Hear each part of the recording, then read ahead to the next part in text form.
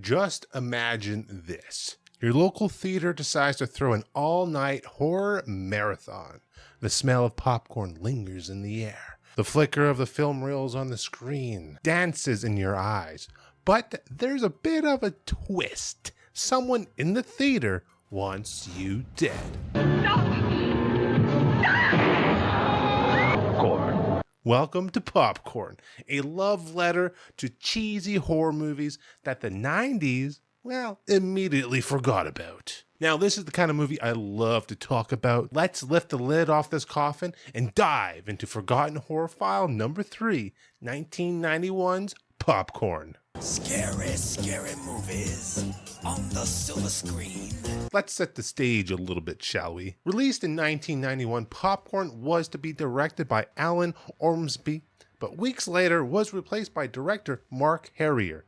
Yes, that Mark Harrier, the same guy who did that raunchy 80s movie, Porky's. This kind of physical education just isn't taught. And written by Alan Ormsby, who gave us Children Shouldn't Play with Dead Things. And since it was the early 90s, horror was a bit on life support at this time. The slashers of the 80s were bleeding out. People were tired of them at this point. Scream, that lovely meta slasher, hadn't shocked the corpse back to life just yet. There's a formula to it. A very simple formula. Everybody's a suspect. So studios were kind of just lost somewhere between bad sequels and killer animal flicks. Almost like what we're going through right now in today's age. Back then, they really had no idea what the hell they were doing. But Popcorn tried to be different. Instead of just another masked killer running around killing teens, it mashed up a slasher with a love letter to 1950s monster matinees, complete with cheesy movies inside the movie. Movieception. Rewatching this, I'm actually really surprised this never reached a cult status for horror fans, especially being a perfect horror movie to throw on during my favorite season, Halloween. A horror movie marathon inside a theater, people wearing creepy creature masks, practical sets going up. It really screams Halloween to me. Popcorn follows Maggie, a film student with recurring nightmares that look like someone accidentally spliced a David Lynch reel with a late night TV exorcism. Those were all the rage back in the early 90s, I think. She thinks it's just nightmares, writing them down for future movie ideas, but are there more to her nightmares? Her class decides to throw a horror marathon fundraiser in an old theater. Old Dreamland Theater. It was a live theater for a long time before they converted it to a cinema. That's your setup. And like any good horror movie, that theater has a history drenched in blood. 15 years later, he's back. Back in the day, a cult film director named Lanyard Gates went nuts and tried to roast a live audience with his final art film called Possessor. Artists, man, they're fucking crazy. Now, decades later, someone's decided to finish the film, picking the theater staff off one by one. So we get the students, they set up for their marathon with full William Castle style gimmicks. Now for context, he was a director who did notorious gimmicks back in the 50s and 60s for his movies. Like, for example, his movie, The Tingler, he attached electrodes to chairs in the cinema and would randomly shock patrons while they're watching the movie. Forget about the D-Box, baby. He was way ahead of his time, if you ask me.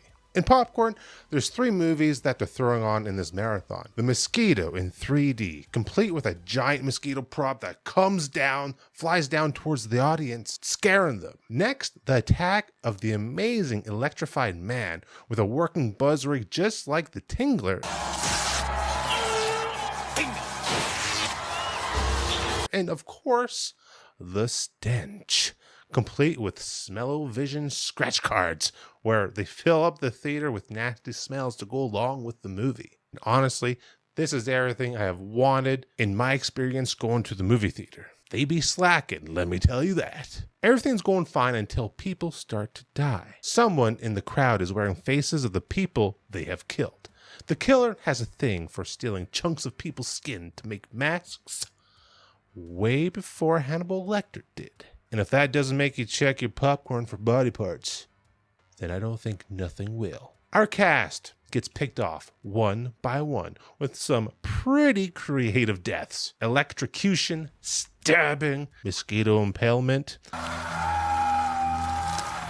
All timed with the movies playing on the screen. It's very meta before meta was cool, where, Scream made that cool. Everybody's a suspect!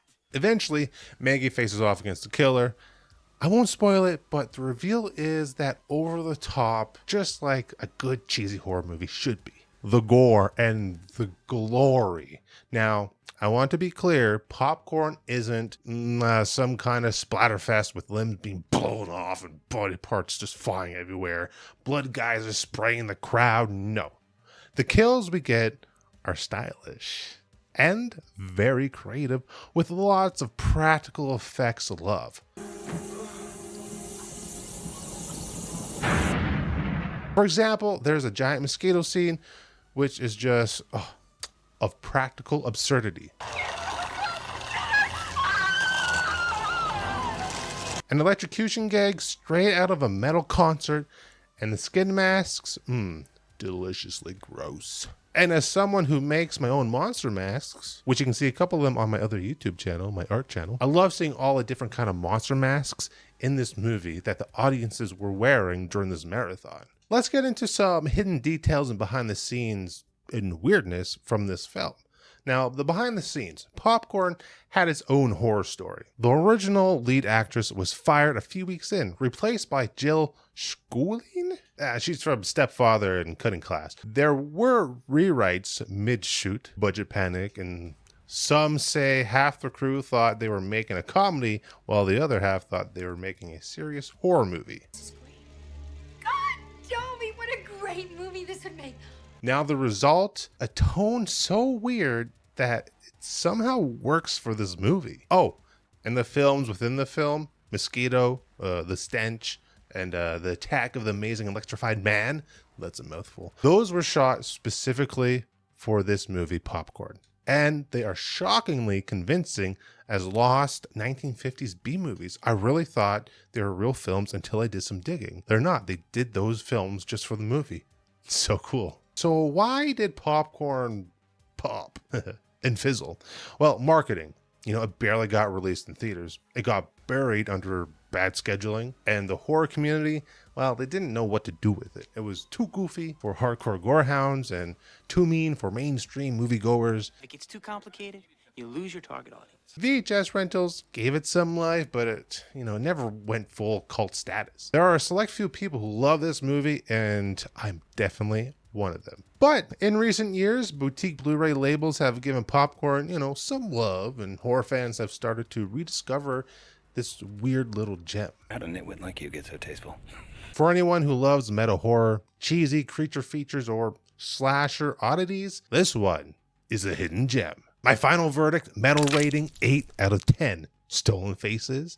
Disturbing factor, it's about 3 or 4 out of 10. Replay value, I'm going to give it an 8 out of 10. It's not perfect, but it's dripping with personality and horror nerd nostalgia. Now, if you love old school gimmicks, campy gore, and theater-based murder sprees, Popcorn deserves a spot in your midnight rotation. It captures that old school theater feel, makes you part of the audience, like you're right there in the theater watching the chaos unfold, and it's definitely one to throw on every Halloween. That's another corpse cataloged in the Forgotten Horror file. Have you seen Popcorn? If you have, what's your favorite kill? Drop it in the comments and toss me your picks for the next flick that we pry from the vault to take a look at. Until then, keep the reels rolling, keep it bloody, and keep it metal.